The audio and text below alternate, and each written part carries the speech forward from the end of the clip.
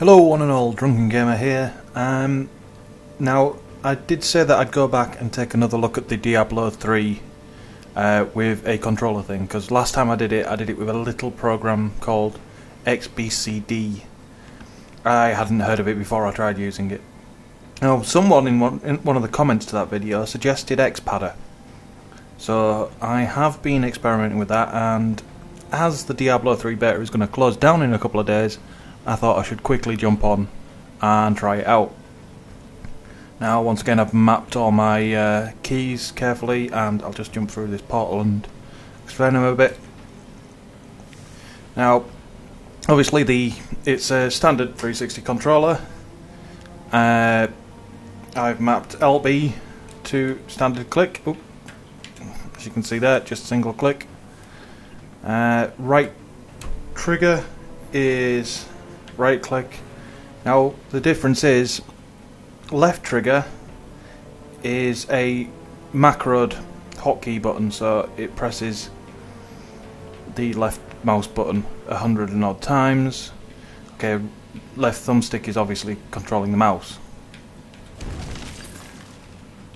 The reason I've done that, rather than just because you can just hold down the mouse button and move, which works really well, a single click, but it's not so good for combat because the constantly having to click. If you hotkey the button, the moment you find something to attack, I think if we run this way, there should be some. Bang! You're instantly in combat. It also really helps out with losing and everything else. So, as you can see here, just standard combat, left and right clicks. Other keys that I've got mapped is A to 1, B to 2, Y 3, X is obviously 4. So that's your basically your two main combats in your triggers, and your 4 additional skills on the character buttons. Now, the start button I've mapped to town portal, as you can see there, because you will end up using that a lot.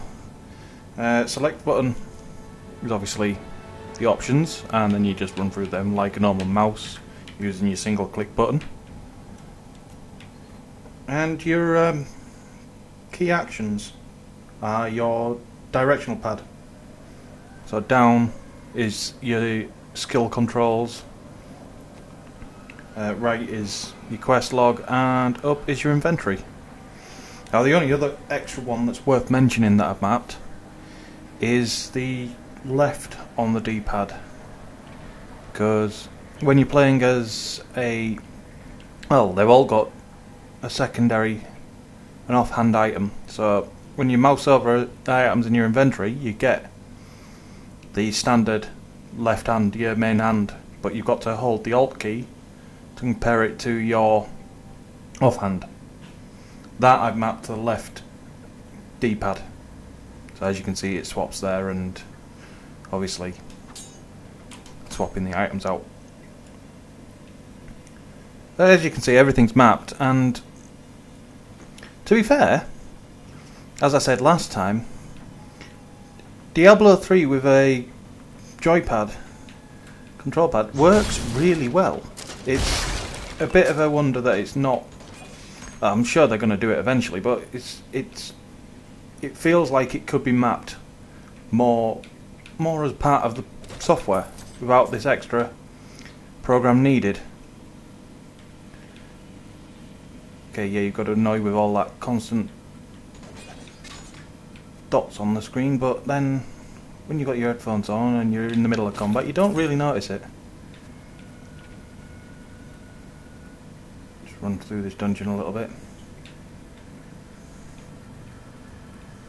Now, when I first started setting this up, I did try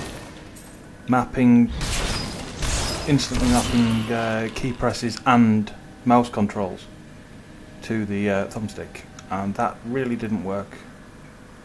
It meant you were constantly clicking on things that you didn't want to be clicking on.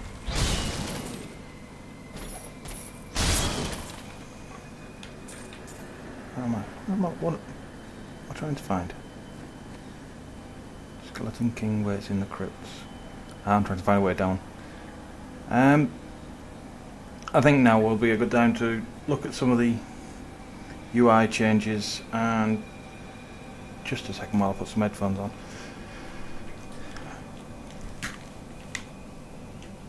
Right, so here we are. Obviously you've got your quest log here, and your key quest is here. You can look back. This also has your journaling, and you can look back through anything you've found, really.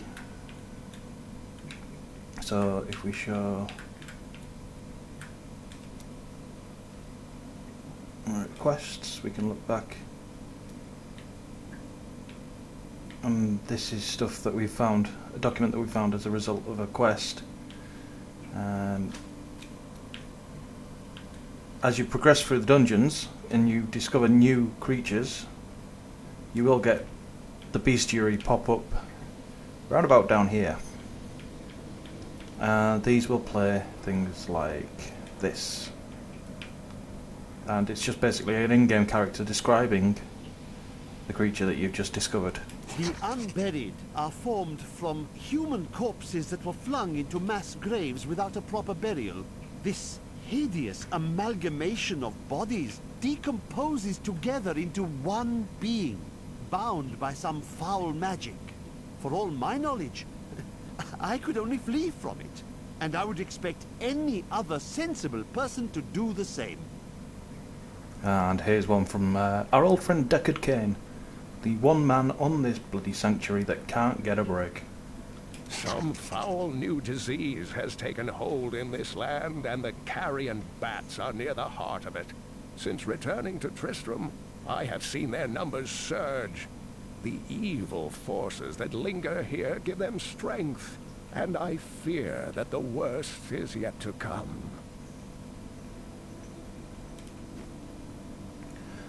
One of the other key changes from this version, well, starting with the inventory. In the last version I looked at, up here, you had, well, you had the heraldic cube. You could dismantle your items from there, and your town portal was up there as part of a feature up here. That's gone because, well, they've put town portal down here, and they want you to go back to town to sell everything rather than selling it to your Cauldron of Jordan. That's what it was called.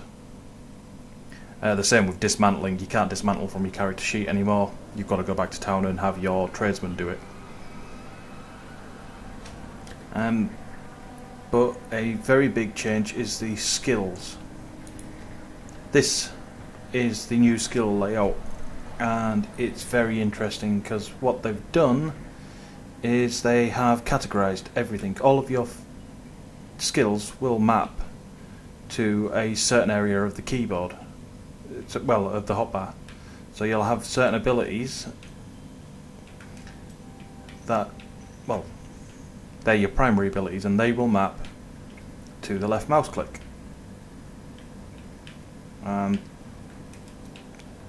These are your secondaries, so these are the ones that you...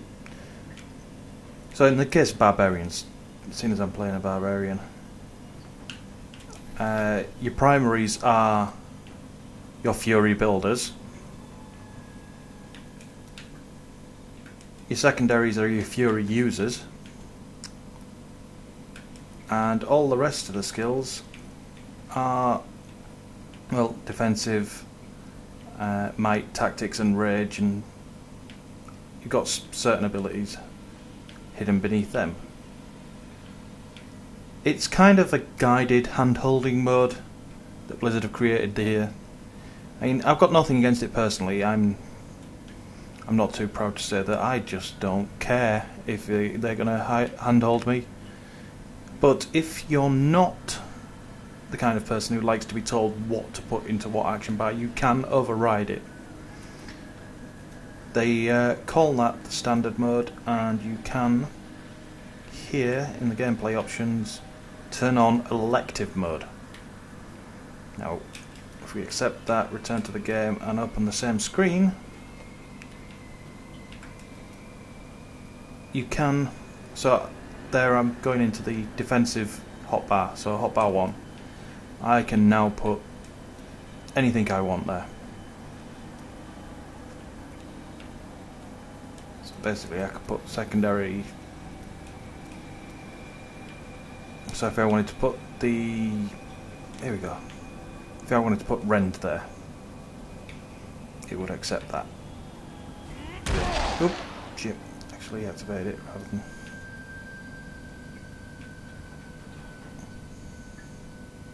Skill on cooldown can't be changed. That was the other thing, you can't change it on a cooldown. Dunk. Dunk, dunk, dunk, dunk.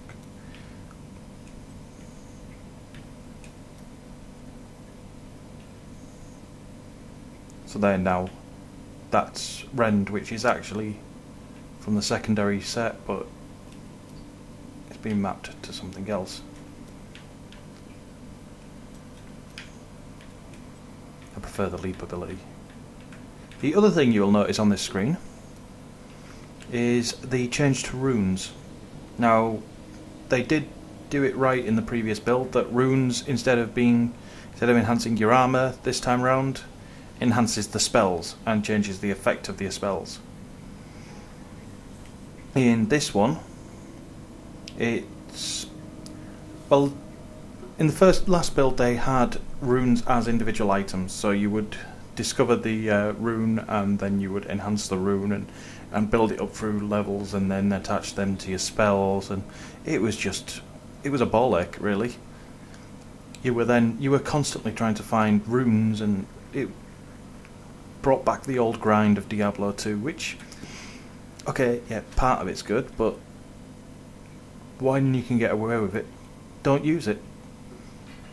So instead what they've done is, in the same way as you unlock your abilities as you go through the levels, so let's look at here, so that, if we go through to a set that I haven't unlocked, here, the might lot, I haven't unlocked these skills yet, so I'll unlock that one at level 9, that one at level 13, 21 and 26.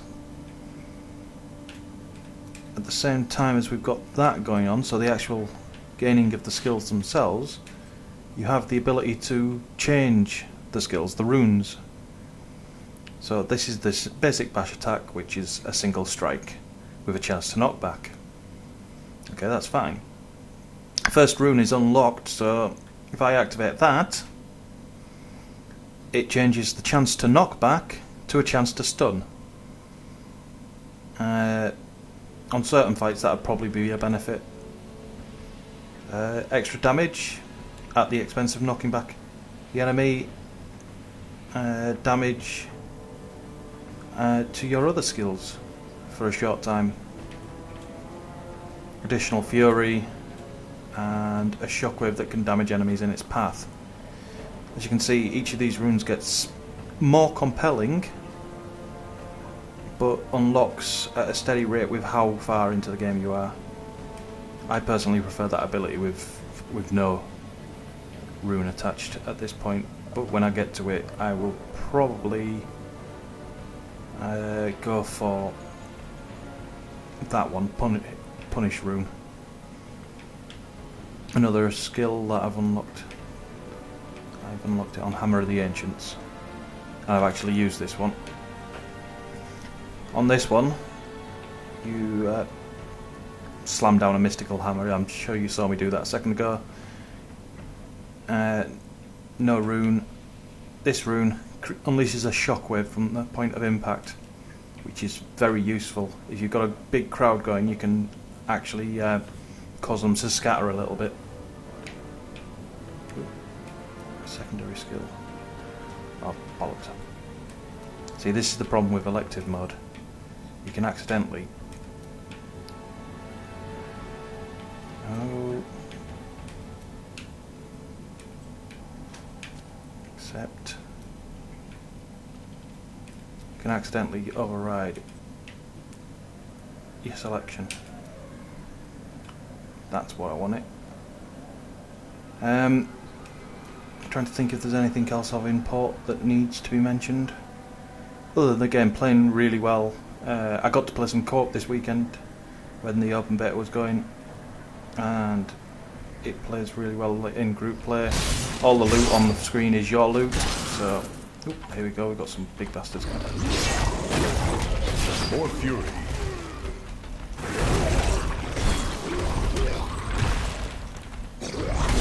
I am badly hurt. But we've still got the health orbs that pop up every now and again. They're useful. What didn't I mention? Trying to think of things I haven't mentioned for you. I mean, this is out. It's out on the 15th, so it's getting close to when you'll be able to check all this out for yourself. I will make the XPadder profile available When we return as a from link our horrific on the bottom of this defeat in video Westmarch, for anybody my who beloved wants to king try lost this out. all pretense of sanity. He seethed with rage, spitting curses upon us as traitors. With great sorrow, I ran him through. Teleporters, I need Not enough teleporters. fury.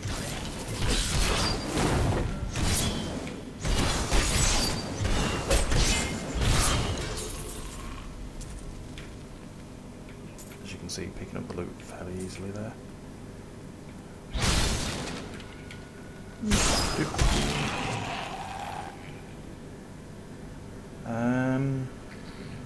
What else have we got? Oh yeah, achievements. Achievements have been activated in this one.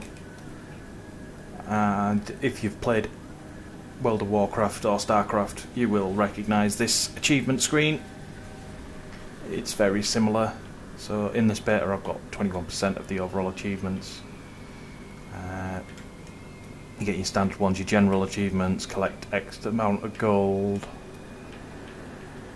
and X gold,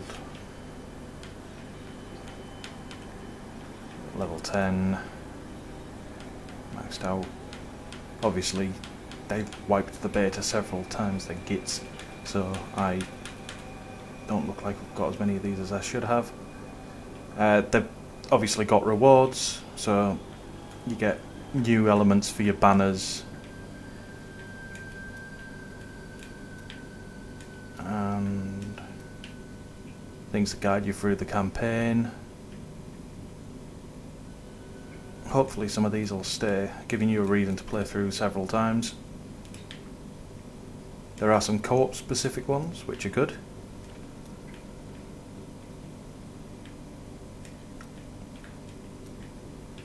And some crafting based ones. They have simplified that as well. You don't to level up your crafters before you had to collect a certain item. Now you just pay for it. It's simpler. Basically the entire thing about Diablo 3 seems to be that they've stripped back all the things that made Diablo 2 a pain in the arse and refined the system. And I know a lot of people are unhappy about that, but personally I think it's beneficial. Ooh, yeah. Let's see if it's still open. If we leave game, 10-second timeout. Let's see if the auction house is still up, because the beta does get closed down in a couple of days. So here is the wonderful thing that was missing from 2, the in-game auction house. So here, I want to sell that inventory item. That.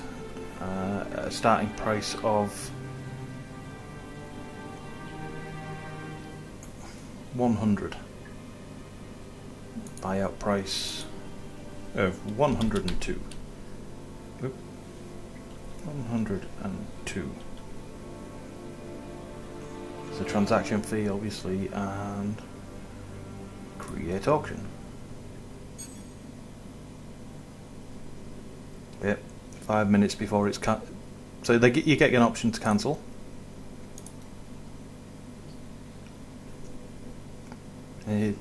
Up here, as you can see, that was the gold auction house, so that's the standard auction house. using in-game currency. And if you see, you can filter by what's good for your character.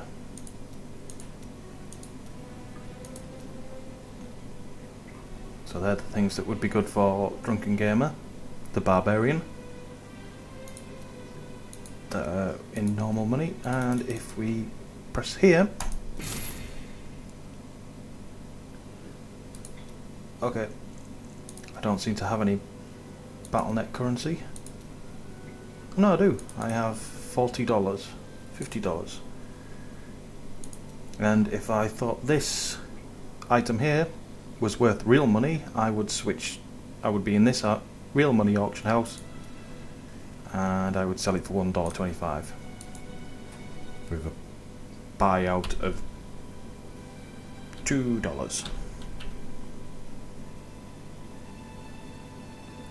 Obviously, I paid the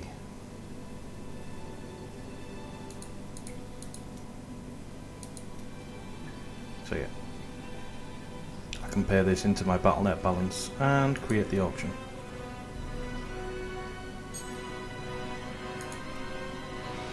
See what's on there. So select quality, Radiant Star Gems, Amethyst. Okay, that's not going to work.